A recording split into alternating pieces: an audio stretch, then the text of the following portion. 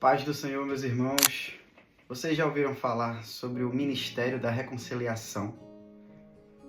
O apóstolo Paulo escreve aqui na segunda carta aos Coríntios, no capítulo 5, versículo 17 até o 19, o seguinte: E assim que, se alguém está em Cristo, nova criatura é. As coisas velhas já passaram, eis que tudo se fez novo. E tudo isso provém de Deus, que nos reconciliou consigo mesmo por Jesus Cristo e nos deu o ministério da reconciliação. Isto é, Deus estava em Cristo reconciliando consigo o mundo, não lhe imputando os seus pecados, e pôs em nós a palavra da reconciliação. Vamos lá, vamos voltar um pouquinho para a gente poder entender o que é o ministério da reconciliação.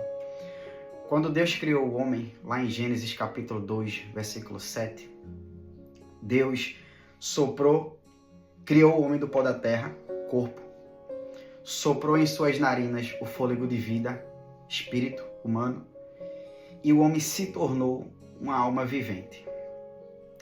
Com isso, nós temos o que nós chamamos na teologia de tricotomia, corpo, alma e espírito, assim como o apóstolo Paulo diz que o Deus de paz vos santifique em tudo, em espírito, alma e corpo. Nós somos separados nessas três partes, nós somos tripartidos. E quando Deus fez esse sopro de vida, fala também, em Jó 33:14, diz que o Espírito de Deus, que é o Espírito Santo, que nos fez, ele fala em Jó 32:8, que há um Espírito em todo homem, mas o sopro dele torna o homem sábio. Como foi que teve essa divisão, Danilo, para haver reconciliação? Porque reconciliação é eu pegar a mão de uma pessoa, a mão de outra e dizer: venha cá, façam as pazes. O que foi que houve? Em Gênesis, capítulo 2, versículo 17, foi quando o homem conheceu o pecado e teve esse afastamento entre Deus e o homem.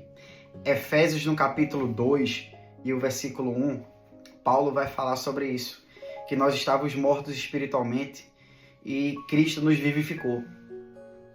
Isaías, no capítulo 59, o versículo 2, vai dizer que as iniquidades fizeram separação entre Deus e o homem.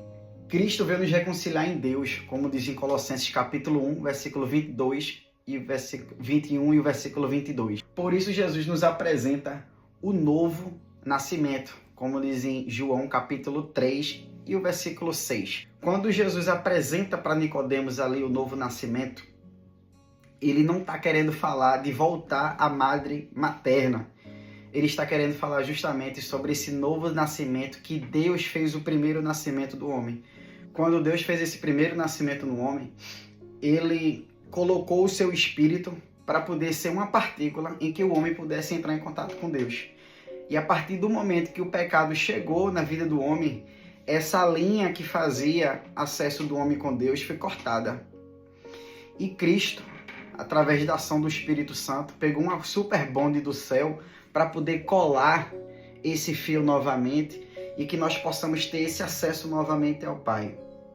Como assim, Danilo? Romanos 8,16, o apóstolo Paulo vai dizer que esse Espírito Santo testifica com o meu Espírito Santo. A palavra testificar ali no grego está como uma testemunha jurídica, lado a lado, para poder testemunhar algo que aconteceu.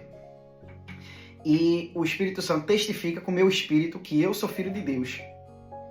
E com isso, Gálatas 4,6 vai dizer: porque vós sois filhos e o Espírito do Filho habita em vossos corações.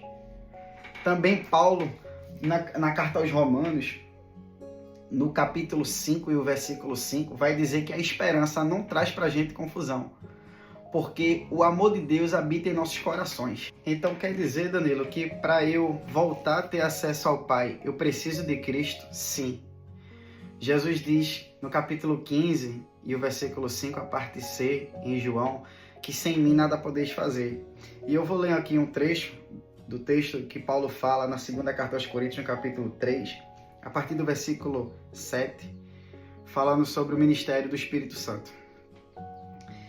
E se o ministério da morte gravado com letras em pedras, veio em glória, de maneira que os filhos de Israel não podiam fitar os olhos na face de Moisés, por causa da glória do seu rosto, a qual era transitória. Paulo até fala aqui, né, dedura aqui Moisés, dizendo que o rosto de Moisés ao brilhar era transitório.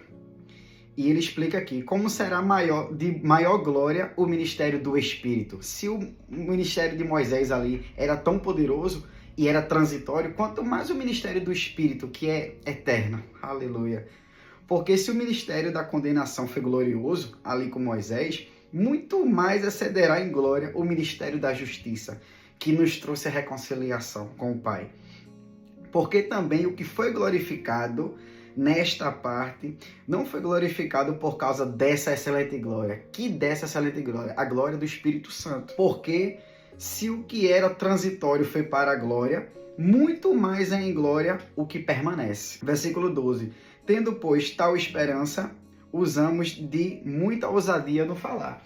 Aí, quando ele fala da esperança, a gente volta de novo para a carta aos Romanos, capítulo 5, versículo 5. Dizendo que a esperança não traz para a gente confusão, porque o amor de Deus está em nossos corações. E é por isso que Jesus diz, aí em mim e eu em vós, para que vais e dê muito fruto. E Paulo vai dizer em Gálatas 5:22 que o fruto do Espírito é amor. E com isso, de sorte, né, que o cumprimento da lei é o amor.